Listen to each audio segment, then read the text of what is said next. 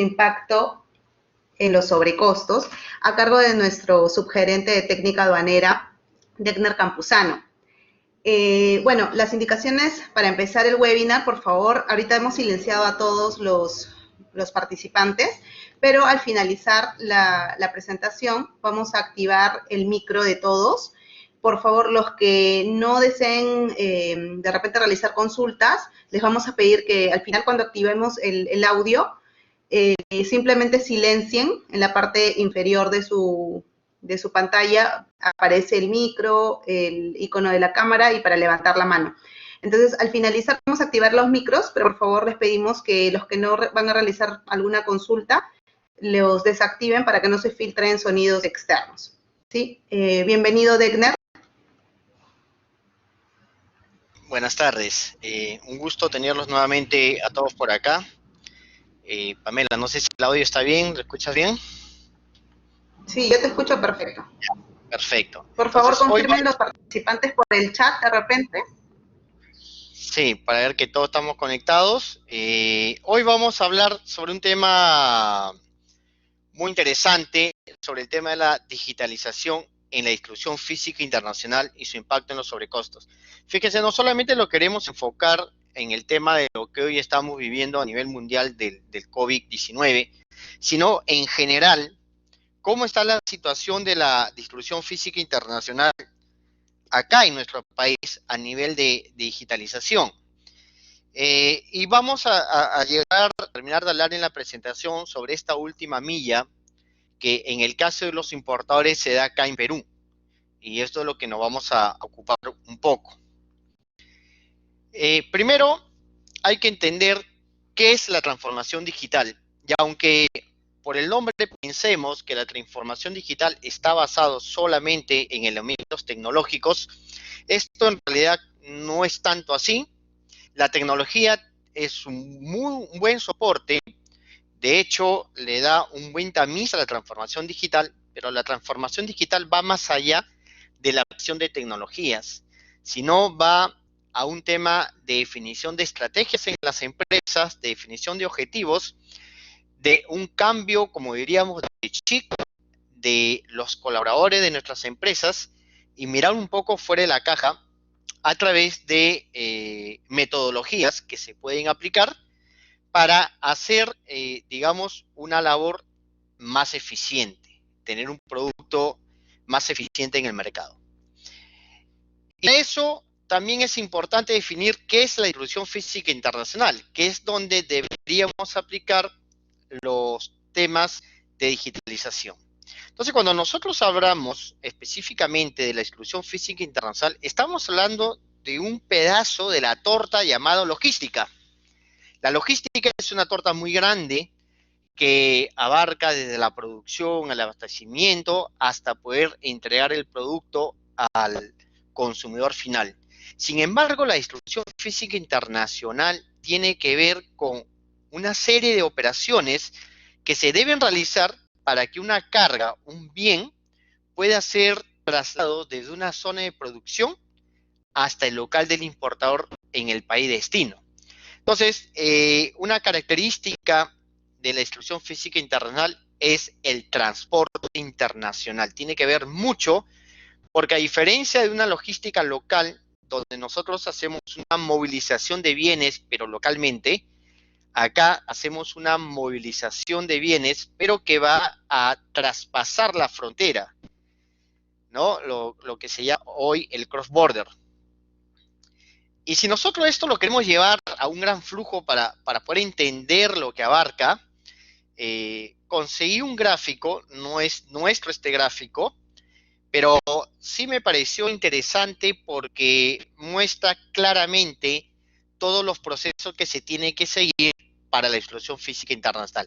Y acá vamos a amarrar muchos elementos, elementos que tienen que ver propiamente con la logística, con el tema de manipulación, con temas que tienen que ver propias con la negociación de la venta, de la compra de flete, de la venta de flete, servicios logísticos, etcétera. También de procedimientos y procesos que se tienen que hacer para que una mercancía pueda salir de una frontera e ingresar a otra frontera. Entonces ahí comienzan a entrar estamentos que son del Estado y también un grupo de operadores que van a tener que interrelacionarse para que una mercancía pueda trasladarse, ¿no?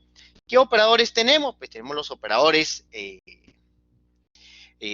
aduana, los transportistas locales, los transportistas internacionales, agentes de carga, almacenes, seguros, etcétera, ¿no? Hay una serie de operadores que van a tener que poder consolidarse, poder coordinarse para operar.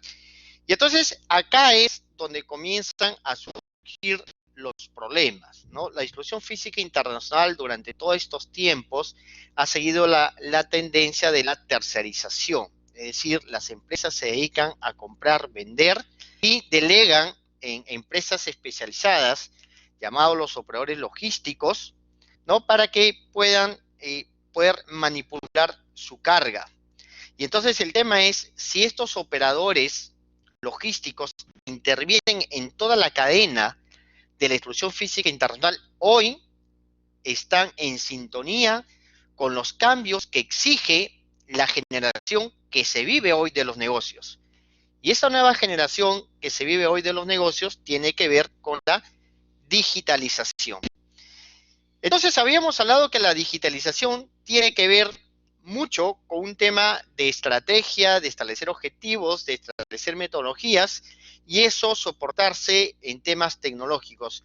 Uno no puede elegir la tecnología que va a aplicar si primero no ha establecido cuál va a ser su estrategia, ¿no?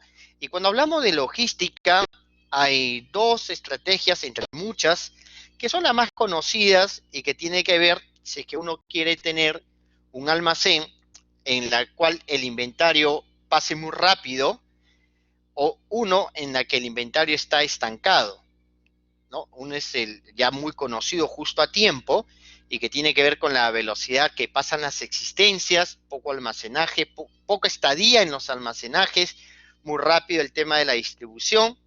Y el Just in Case que salió pues hace algunos años a raíz de lo que pasó con los atentados terroristas allá en Estados Unidos, Inglaterra y Francia, que era el por si acaso, ¿no? El tener el abastecimiento, el por si acaso. Entonces, dependiendo de cuál es mi estrategia logística, si es que yo deseo un producto de manera inmediata y además este producto no se va a mantener almacenado mucho tiempo, de si voy por un justo a tiempo, un just in case, ¿no? Entonces, eso primero sería la primera visión de la estrategia de la que yo quiero manejar o no como logística, y que tiene que ver con la distribución física internacional. Lo otro tiene que ver con los canales de ventas, si quieren llamarle de esa manera, el B2B, que tiene que ver con el canal que hay entre las empresas para comercializar. Hoy muchas empresas, las órdenes de compra se manejan a través de la nube y ya no mucho papeles, y el B2C que tiene que ver más, por ejemplo, con el tema de e-commerce, en la que muchas empresas ya venden al consumidor final, ¿no? De hecho, muchos de nosotros puede que hemos ya comprado en Amazon y en otras de esas páginas donde se da un B2C, ¿no? Bien, pero son pensamientos, digamos, son estrategias que las empresas van poniendo. En el tema de la distribución física internacional hay tres puntos muy gravitantes. Uno tiene que ver con la gestión del almacenamiento. Y cuando hablamos de la gestión de almacenamiento en la distribución física internacional, estamos hablando de aquel almacenamiento que se genera para poder sacar un producto del exportador. Por ejemplo, acá podríamos tener el almacén propio del exportador o podríamos tener los depósitos temporales o podríamos tener incluso los terminales portuarios cuando hacemos una exportación. Y viceversa, cuando hacemos una importación, también tenemos cómo se gestiona la carga cuando permanece en el puerto. Hoy, por ejemplo, tenemos coyunturas en el cual los puertos se han rebasado, DP World tiene problemas para llevar la carga a Neptunia, etcétera. Pero eso es parte de esta cadena llamada distribución física internacional y que impacta directamente en los costos de quien finalmente hace la importación. Y luego esta gestión de almacenamiento también se considera, por ejemplo, los depósitos temporales, porque hay mercancías que no se retiran directamente del puerto y que tienen que ir a un depósito temporal. Entonces, la pregunta es, ¿cuál es mi estrategia para poder gestionar el almacenamiento? Antes de definir qué tecnología voy a tener, qué quiero tener yo. Es decir, quiero tener claramente cuáles son los espacios que me quedan, cuánta rotación tiene la carga que ingresa a mi almacén, cuál es el espacio que tienen los puertos, por ejemplo, para poder hacer reconocimientos físicos, porque es parte de la gestión aduanera. Entonces, esa información la necesito online, la necesito tenerlo en una nube y yo como usuario de esta carga, consultarlo por el número del contador, por lo que fuera. Entonces, eso es parte de lo que, por ejemplo, los que tienen que gestionar el almacenamiento en esta parte de la cadena, tienen que comenzar a replantearse. Y esto porque el COVID ha desnudado muchas cosas entre todos los procesos. Entonces, ese es por un lado. Luego la gestión de flotas. Digamos que en la exclusión física internacional, el traslado de la carga no solamente se da en el transporte internacional, sino también cuando tengo que llevar la carga hacia el puerto o almacenes para que salga, o cuando ya habiendo llegado la carga al país de importación, lo tengo que retirar, ya sea porque lo voy a llevar a mi almacén, o ya sea porque del mismo puerto o del mismo depósito temporal voy a hacer la distribución a mi comprador final. ¿Y cómo se gestiona esa flota? Hoy ya no hablamos solamente de tener GPS, es decir, de saber la ubicación del camión, sino de saber la cantidad, de saber la disponibilidad, de saber cómo puede coincidir esto con el retiro de la carga y la entrega a los almacenes, y eso es lo que tengo que comenzar a diseñar. Hasta acá no hablamos nuevamente de tecnologías, estamos planificando, estamos creando lo que queremos. Y otro tema que toma mucha relevancia, y acá voy a tocar un poco el caso peruano, que son los documentos digitales. En Perú ya más de 20 años, entre 15 y 20 años, existe una norma para el tema de la digitalización y específicamente para el tema de la firma digital. El tema es que el Estado ha avanzado mucho en el tema de digitalización y eso lo podemos ver, por ejemplo, lo que tramitan permisos en los ministerios, todo lo trata a través del BUCE, y el permiso lo recibes por el BUCE, no tienes que mandar un mensajero a recoger el permiso al ministerio, ya lo recibes por el BUCE y esos trabajan con firmas digitales. En el tema de la aduana también, cuando te notifica, ya no es con una firma en vivo, es una firma digital. Pero todo este sistema está basado ya en normas que el Perú tiene, pero que en la práctica no muchas empresas se han adecuado al tema de la firma digital. ¿No? Lo podemos ver en los seguros. Los seguros, por ejemplo, cuando tú emites una póliza de seguro, lo haces a través de su página y sale con una firma digital. Bien, los documentos digitales toman una relevancia en el rol de la exclusión física internacional porque muchos procesos que se tienen que realizar en esta distribución tienen que pasar por el traslado documentario. Por ejemplo, los documentos de transporte, tanto aéreos, terrestres, como marítimos principalmente, se exige que se presente físicamente, ¿no? Es decir, tienes que llevar a sacar un visto bueno, tienes que llevar a que sea endosado, y hablamos de documentos físicos, de traslado físico, si le se hace en origen, se hace en destino. Y ya, por ejemplo, en el caso marítimo, hay dos normativas a nivel internacional, pero que Latinoamérica todavía no lo ha suscrito, que es el acuerdo de Rotterdam, que tiene que ver con el transporte marítimo, y el acuerdo de Hamburgo, también, que tiene que ver con el acuerdo marítimo, donde, por ejemplo, estos acuerdos ya prevén el uso digital de los documentos de transporte. Y esa es otra temática a revisar. Pero acá hay otro componente transversal en estos retos de la digitalización, el componente humano. Es decir, cuán ávido y cuán receptivo puede estar el personal que tiene que ver que tiene que interactuar en el tema de la institución física internacional a trabajar de manera digital. Es decir, de no trabajar a través de papeles, sino de manera digital. Y ahí es donde muchas veces pues, se pueden encontrar las barreras.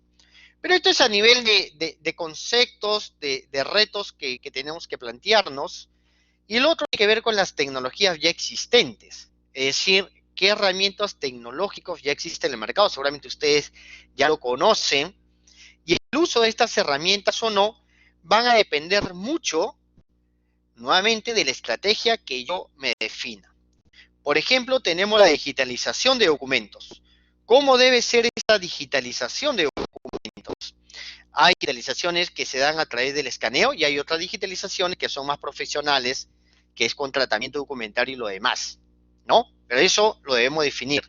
Por ejemplo, la aduana ya definió, de alguna manera, entre comillas, cuál es su proceso de digitalización. Sus procedimientos están orientados a la presentación de los documentos de manera escaneada. Cuando tú tienes, por ejemplo, una exportación, ahora se escanean los documentos. El nuevo procedimiento de importación, que todavía no está vigente, pero está en borrador, prevé exactamente lo mismo. Hoy, con la situación del COVID, todo se ha vuelto digital, ya sea porque se volvió una necesidad, pero digamos que ya habían procesos que estaban preparados. El teléfono móvil también es utilizado por muchas empresas para poder dar la situación del proceso, ¿no? Incluso es uno más sofisticado, puede subir fotos, etcétera.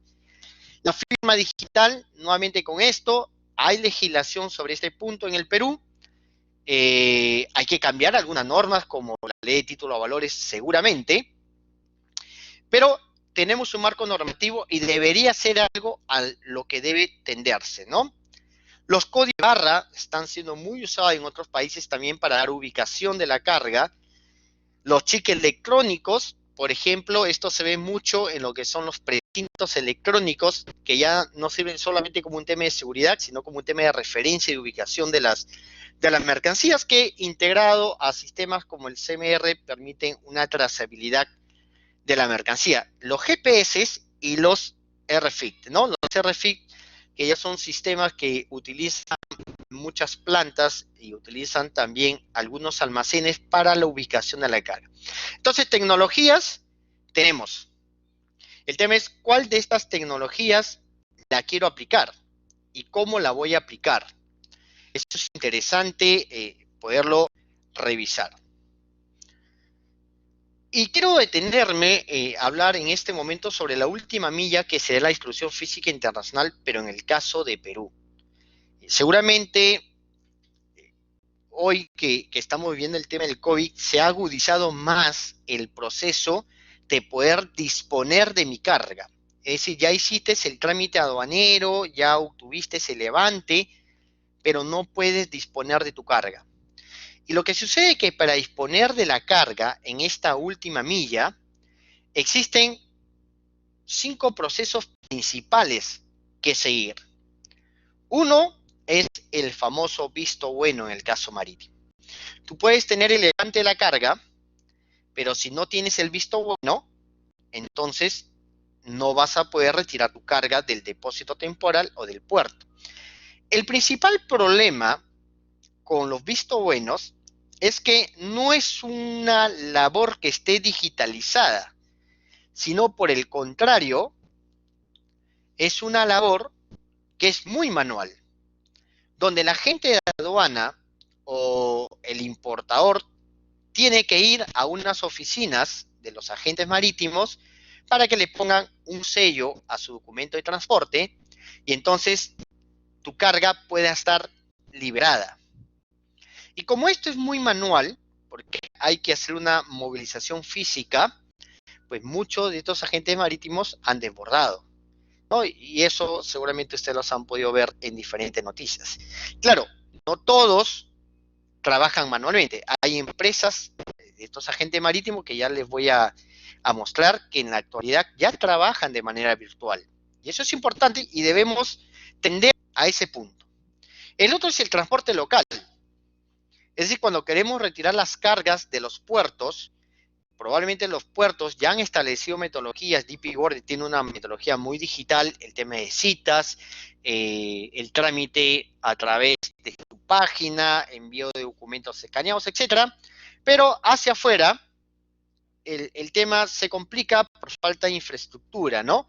Falta de infraestructura, el tema de capacidad de unidades, etcétera. Pero eso va a influir en el tema de la distribución física internacional en cuanto a eficiencia y costo.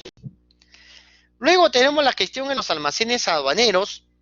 Cuando tu carga no llega, digamos, no lo vas a retirar al puerto, sino lo voy a llevar a un depósito temporal. También porque el depósito temporal tiene que retirar la carga del puerto para que tú lo puedas tener disponible.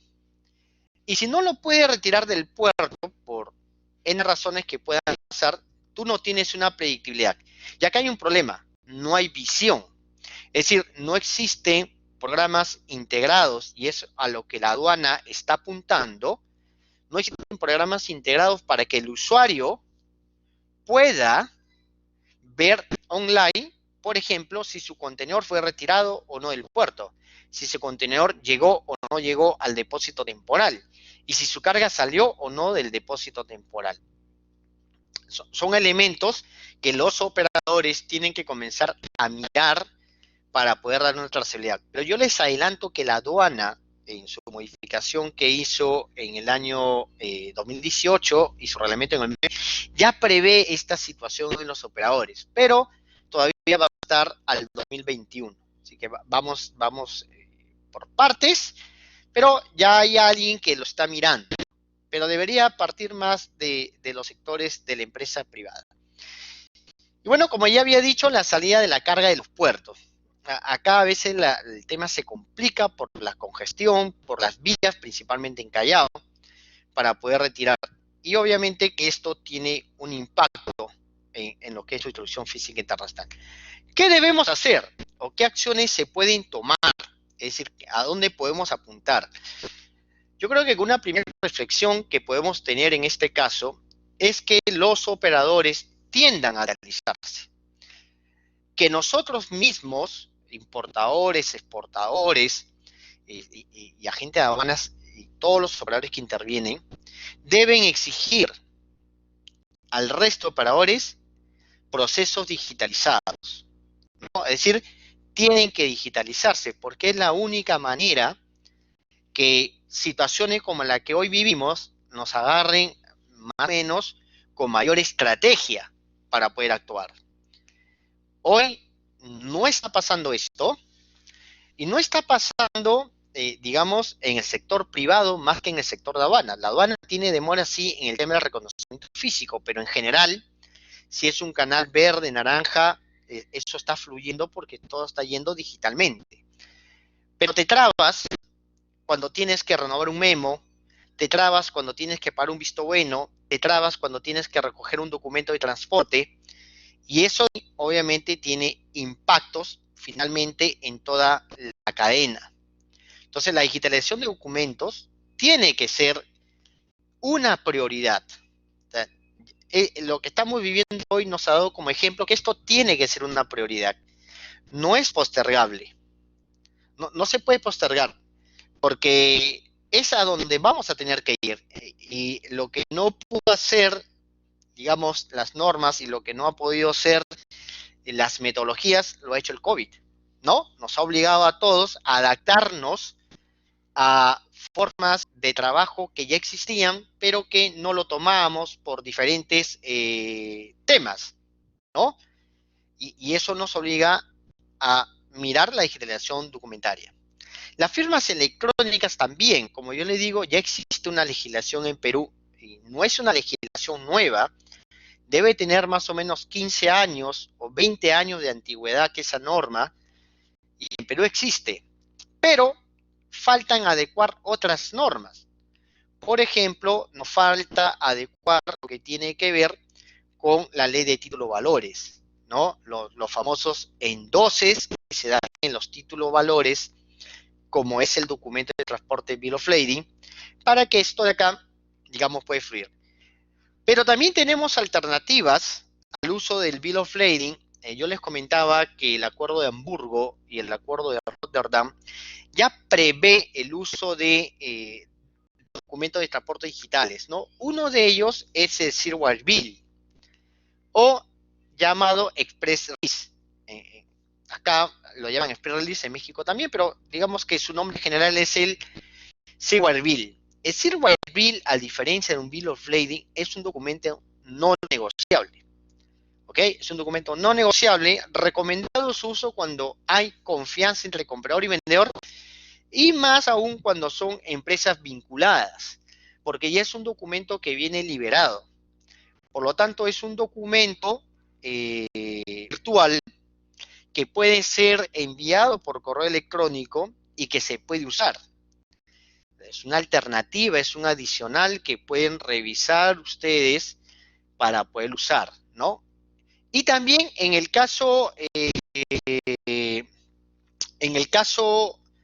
aéreo, el IATA, ya hace más de 2 años, también sacó su tema relacionado a los Airware Bill digitales, ¿no? De hecho, tenemos, por ejemplo, a DHL, ¿no? Que ya no te entrega el Airware Bill en el momento que tú estás haciendo tu destinación, sino que lo entrega junto con la carga, ¿no?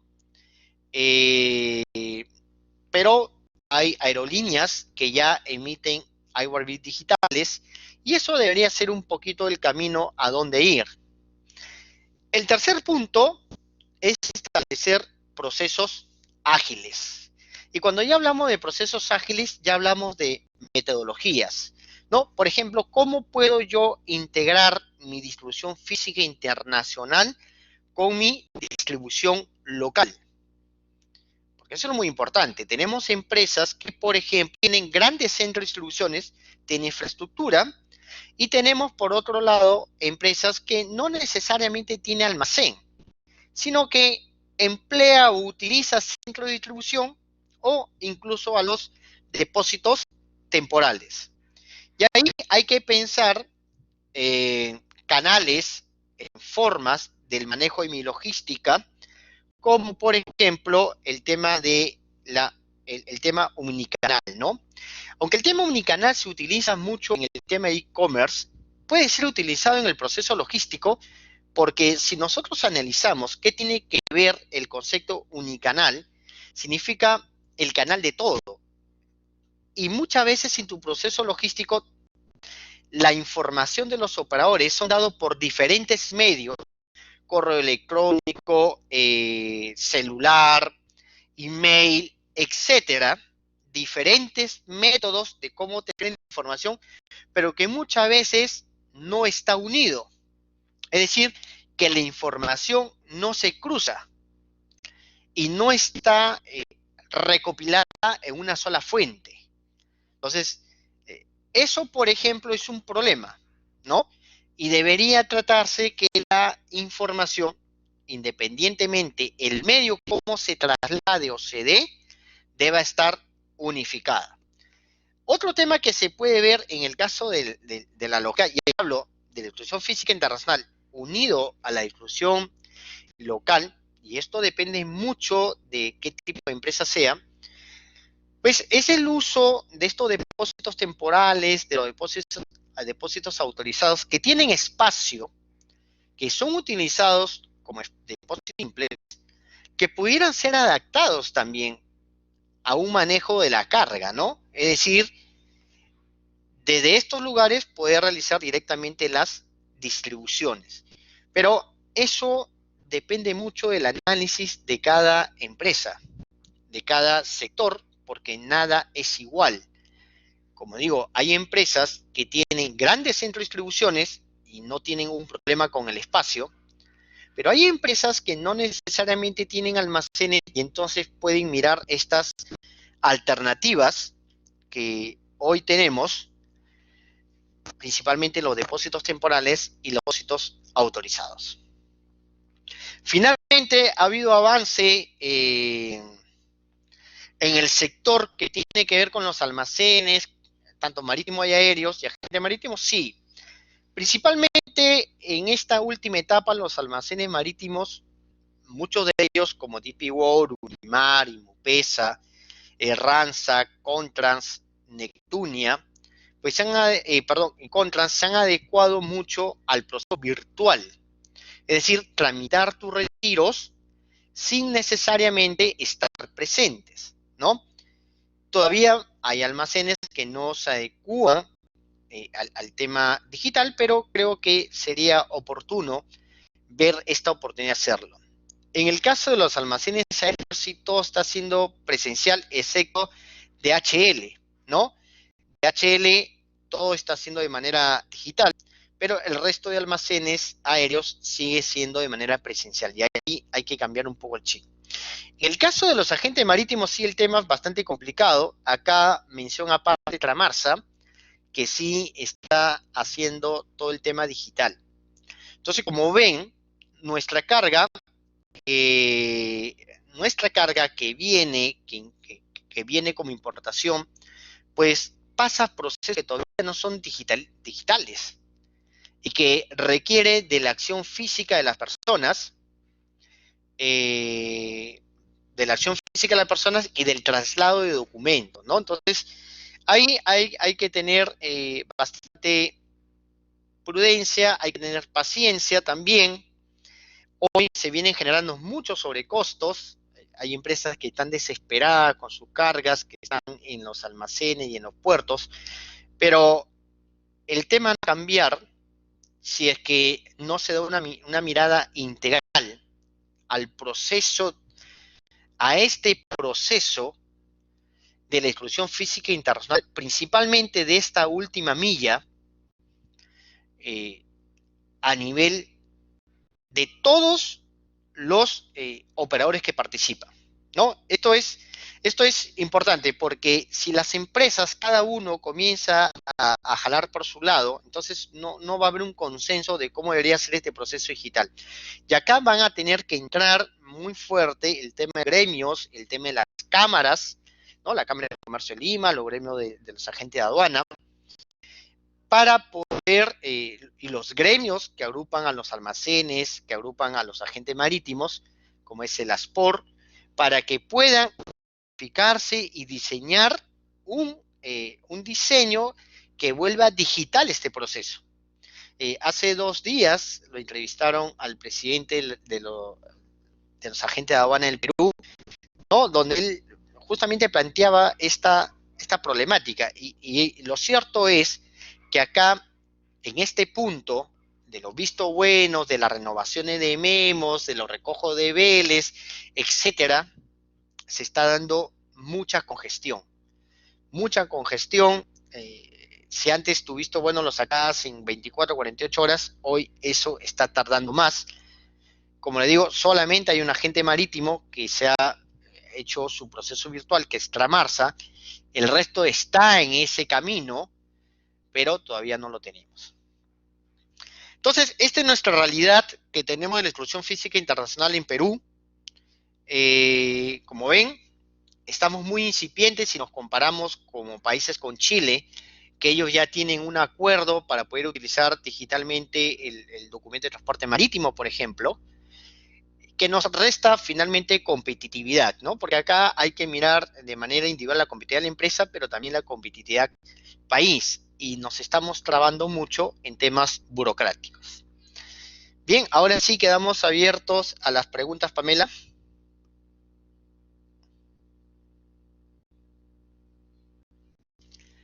Si hubieran consultas para poderlo... Okay, voy a habilitar las consultas. Voy a configurar el audio de CNAR para que puedan... Levantan la mano, bueno, levantan la mano. Ahora,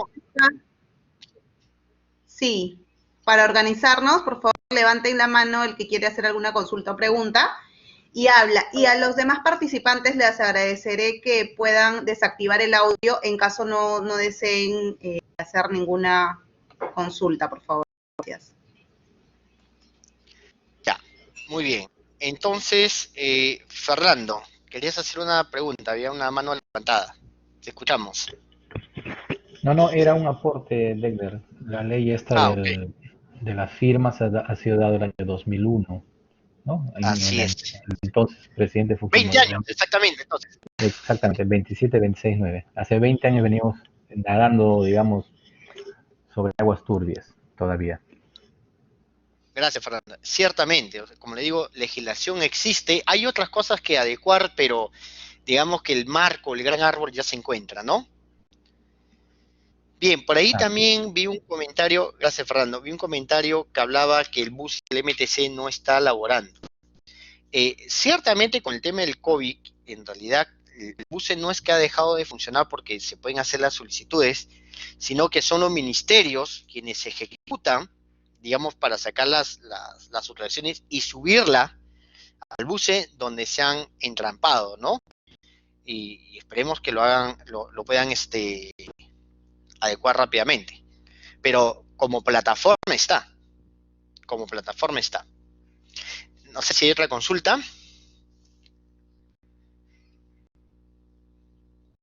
Chicos, A ver, también pueden Walter. hacer su consulta o pregunta por el chat, en caso no deseen hablar. Walter, te escuchamos, Walter. Hola, ¿cómo estás, Dexter? Un gusto escucharte, una ponencia interesante. Mira, mucho he escuchado en las redes sociales con relación a este trámite de los vistos buenos que aún se hacen vía presencial. Al cambiar en caso se dé, porque netamente es un problema entre privados, en caso haya un cambio de que sea digitalizado o hacerlo por internet, eh, así como los otros puntos de la cadena logística, eh, podría darse la sensación de que los auxiliares de despacho, o sea, básicamente lo que hacen esos trámites, ya el retiro de la carga y todos esos puntos, eh, queden más adelante como que ya no puedan desaparecer del mercado, ¿tú crees, Dexter? Esta es A mi ver, consulta. sí, sí, gracias Walter por tu pregunta. Uno de los temas que genera la digitalización en general es que las personas tenemos que adaptarnos y readaptarnos a nuevos labores. Es decir, si hoy yo hacía una labor, tengo que tener la capacidad de adaptarme para hacer otra labor. Y efectivamente, la digitalización a la larga en el sector que siempre se aplique, lo que va a hacer de alguna manera es que hay procesos que se dejan de hacer. Y entonces quien hacían esos procesos que se dejan de hacer tienen que tener la capacidad de readaptación, ¿no? Y esto ya se ve. Por ejemplo, en DP World se hace digital. Entonces, no hay un agente de aduana o un despachador físicamente al momento del retiro. Eso hace directamente el chofer, ¿no? La empresa de transporte. Y eso, si DP World lo hace, se puede replicar. Es decir, es un tema de voluntad del resto de operadores. Y eso va a hacer que menos auxiliares de despacho hagan trámites de retiro, seguramente. Pero yo creo que el principio general de la creación de la persona es poderse reacomodar, ¿no? Pero es probable que pase lo que tú dices, Walter, pero eso será seguramente paulatinamente en la medida que las empresas se adapten a la digitalización. Bien, ¿hay otra pregunta por ahí? Gracias, Walter. ¿Alguna pregunta? No sé si hay en el chat. Vamos a ver si hay en el chat. Vi algunos comentarios. Fernando dice, una consulta sobre el tema de digitalización. La línea naviera no están apoyando con el tema de las sobreestadías. Sé que es un tema entre privados, pero ¿de qué forma quiénes deben entrar a tallar? Bueno, efectivamente, Fernando, el tema de la sobreestadía parte de un contrato de fletamiento preaceptado entre las partes, donde muchas veces el importador, cuando ha comprado en CFR o en CIF, no ha pagado el flete, sino lo ha pagado su proveedor. Sin embargo, yo creo que quienes tienen que entrar a tallar acá es a nivel de gremios. Los gremios tienen que reunirse porque son los gremios quienes agrupan a las empresas de diferentes sectores y entrar a conversar cómo este tema se puede solucionar, ¿no? Yo entiendo la problemática porque, por ejemplo, tú vas a X agente marítimo, donde el visto bueno lo sacas en 24 horas y ahora lo sacas en 72 horas y tienes solo 5 días libre de sobreestadía, obviamente ese tite ya te comió 72 horas, ¿no? Y te cambia el panorama. Pero es un error cuando los importadores piensan que esto lo puede solucionar el agente de aduana o solo el gremio de agentes de aduanas. Esto no se puede solucionar solo por los agentes de aduanas y tampoco solo por el gremio de los agentes de aduana. Tiene que ser algo integral en la que se tiene que participar en una mesa de trabajo todos los actores, ¿no? Afectados y los que intervienen, para poder llegar a puntos medios. Y lo que debería salir de ahí es un nuevo flujo de proceso, ¿no? Eso es lo que debería salir. No sé si hay más consultas. No sé si quedó claro. ¿Tú consultas?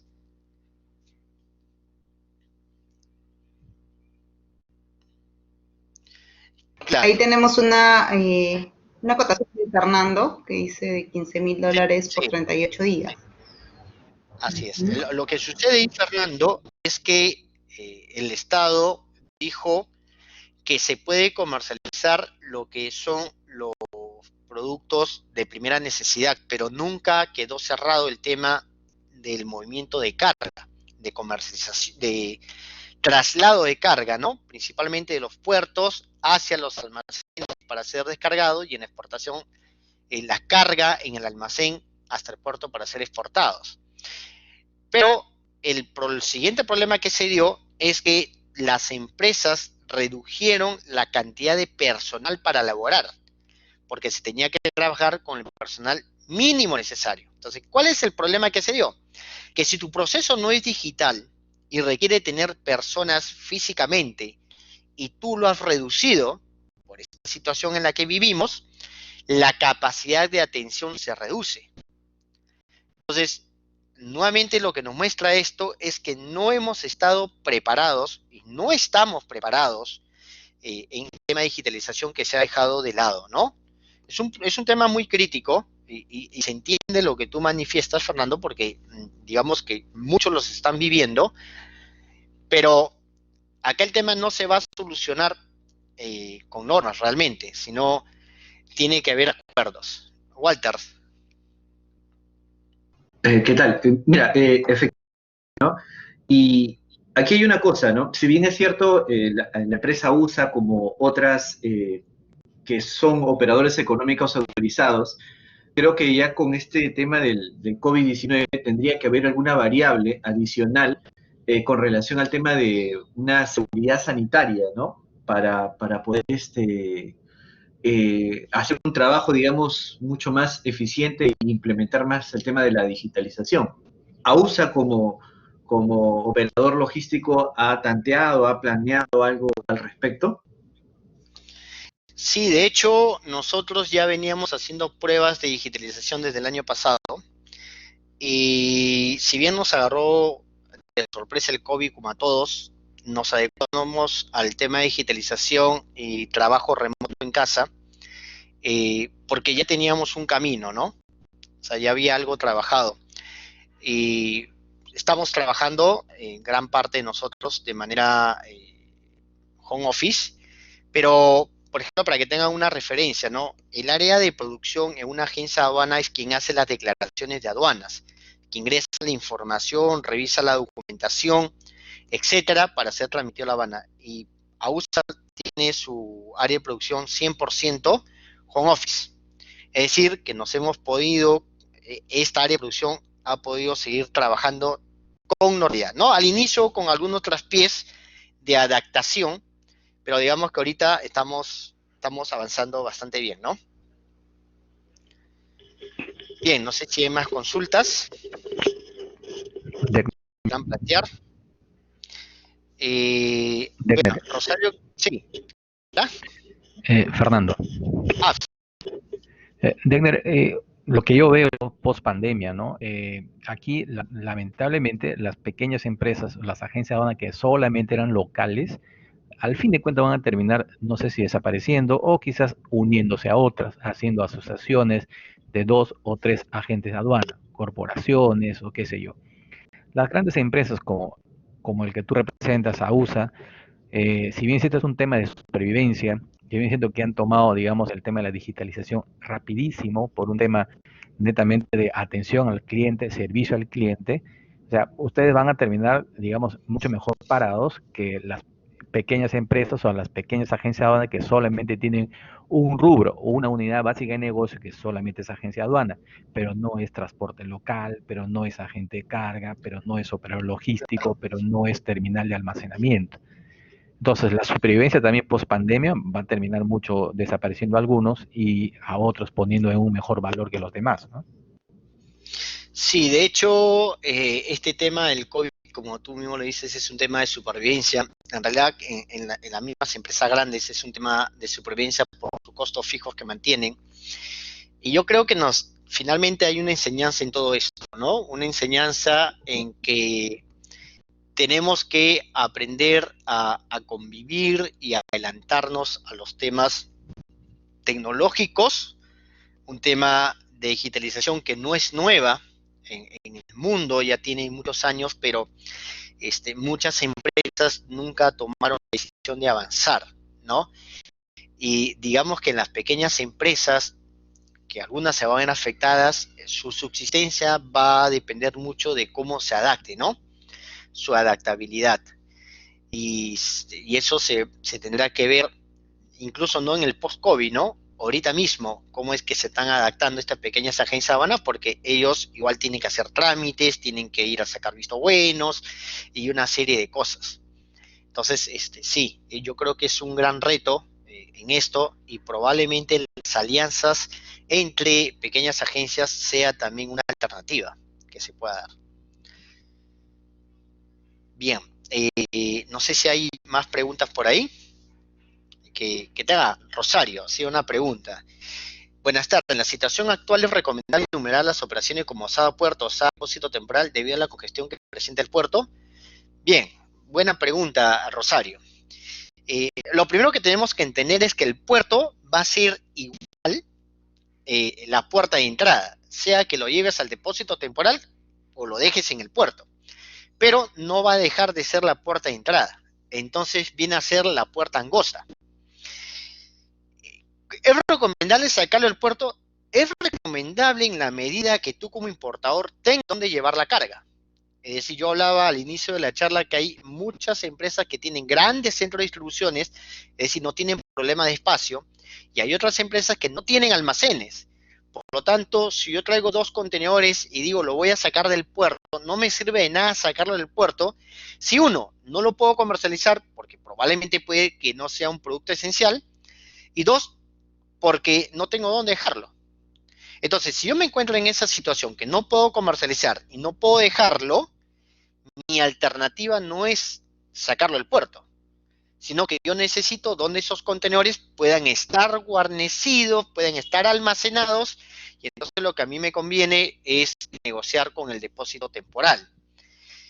Y en el caso que yo sí tenga un buen espacio donde guardar mi carga, pues en ese caso la recomendación es sacarlo directamente del puerto porque te vas a ahorrar el tiempo que demoraría el depósito temporal para sacarlo y luego avisarte que tu carga está disponible para que tú recién lo saques del depósito temporal. Entonces va a depender mucho de la logística que tú aplicas y va a depender mucho de tu necesidad. Lo que sí les puedo recomendar es la numeración del despacho anticipado, ¿no? Porque el despacho anticipado o lo tramitas en el puerto o lo puedes tramitar en el depósito temporal, pero al menos ya ganaste este primer espacio que tiene que ver con el trámite aduanero. Bien, no sé si hay más consultas, eso es lo que nos preguntaba Rosario. Ok, no sé si hay más consultas relacionadas.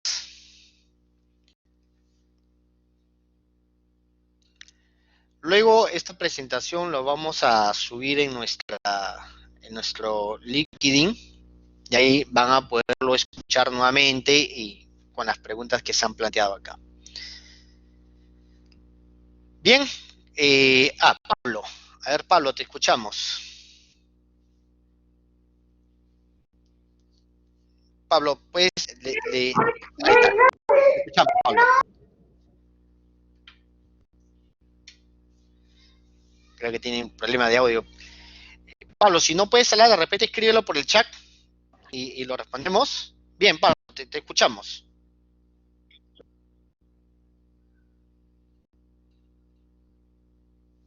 Pablo, no se te oye.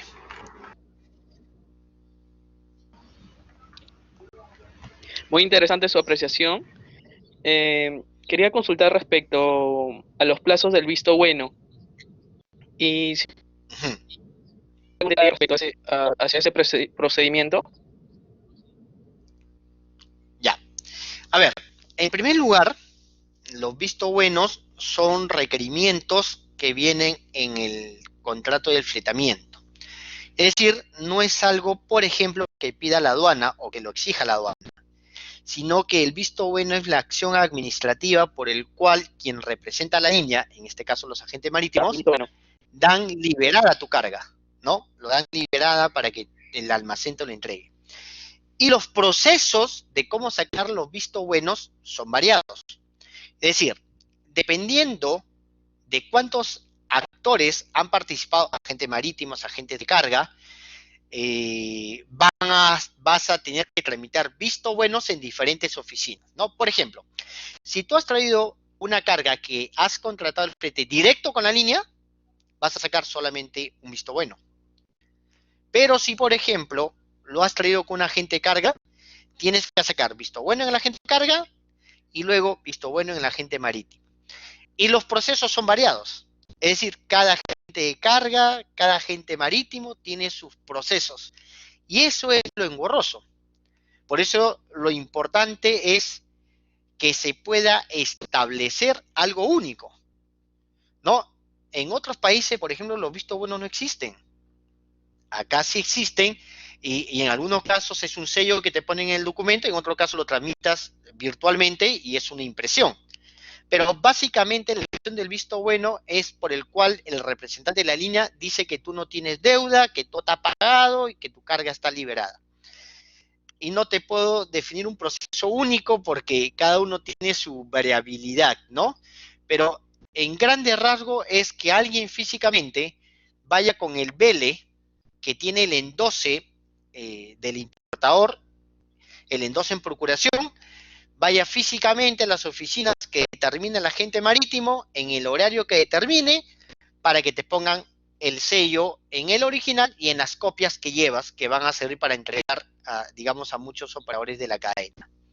Eso es. No sé si está claro, Pablo. Por lo que le entiendo, el agente marítimo certifica que el importador no tiene deudas, mencionó Exacto. usted. Ajá, certifica que, que el flete está pagado, en pocas palabras, ¿no? Que el flete, si lo tenía que pagar el proveedor o lo tenía que pagar el importador, está pagado y no hay deudas pendientes sobre el pago del flete y los servicios relacionados al flete. ¿Ya? Sobre eso específicamente. Eso es. Cuando usted se refiere a servicios relacionados, se refiere a recargos. Exacto, exacto, ¿no? Muchos tienen recargos. Entonces, todo tiene que estar pagado para que tu carga la liberen. Pero eso es un tema de privados. Eso no es un tema que la aduana diga. Eso no tiene que ver con la aduana. Bien. Y aparte del pago del flete, ¿qué más detalles? Pagas el visto bueno y el visto bueno depende también del agente marítimo, ¿no? Entonces, es muy variable. Cada uno tiene su tarifario. Eso es Pablo. Agustina Martínez. Gracias. Listo, Pablo. Gracias a ti. No te preocupes, Pablo. Gracias a ti. Agustina de Uruguay nos escribe y te damos la bienvenida. Agustina nos dice: desconozco un poco los procedimientos aduaneros, pero en fin, todas las aduanas estamos siendo afectadas ante esta pandemia. Ustedes ahí para una admisión temporal debe hacer el mismo procedimiento para importación. Sí, en general, Agustina, es el mismo proceso, salvo que la deuda tributaria no se paga, sino se garantiza, pero el proceso es lo mismo, ¿no? Puede ser despacho anticipado, o un despacho numerado post llegada de la carga. El proceso, lo mismo. Pamela, ¿me estabas diciendo algo? Sí, justamente te iba a pasar la voz de la pregunta de Agustina. Ah, ya. Bien, Agustina. Espero haber aclarado tu duda. No sé si hay otra consulta.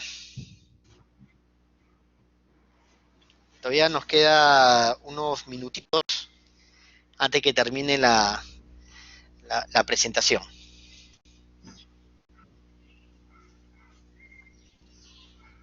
Bien, yo creo que ya se han respondido todas las preguntas, Pamela. Si ya no hay más preguntas, entiendo que ya lo que se va a hacer luego es poder colgar la presentación, ¿no? Sí, vamos a compartirla a través de nuestro LinkedIn y también la presentación grabada en el canal de YouTube, ¿no? Todo esto se va a publicar en nuestro LinkedIn. Sí, en nuestro LinkedIn se va a Agustina, nos publicar. encuentras como Ausa Soluciones Logísticas. De todas maneras está en nuestro LinkedIn enlazado. Así que en nuestro perfil lo puedes encontrar también, para que te lleve directo al link de YouTube. Ok, ahorita mando por aquí el link del YouTube. Una pregunta de Anixa. Hola, ahora también existen visto buenos dobles. ¿Se aplica tanto para SFLs y LSL? Sí, en realidad depende, como comentaba anteriormente, de cuántos agentes han participado en la transacción del flete, ¿no? Ustedes saben que existen los famosos veles directos, existen los veles de consolidados que le llaman la hija, incluso veles nietos, ¿no? En un vele nieto han participado incluso 2 agentes de carga. Entonces habrán 2 visto buenos por los agentes de carga y encima tienes el del agente marítimo. Y sí, pues, o sea, no es que vas a pagar un solo visto bueno, le tienes que pagar el visto bueno a cada uno de estos operadores. Todo va a depender nuevamente de cómo se negoció el flete, ¿no? Ese es un costo que está inherente a la negociación del flete. Bien. Pamela, eso creo que sería todo. Sí, por acá voy a poner el link de nuestro canal de YouTube. Ahorita lo estoy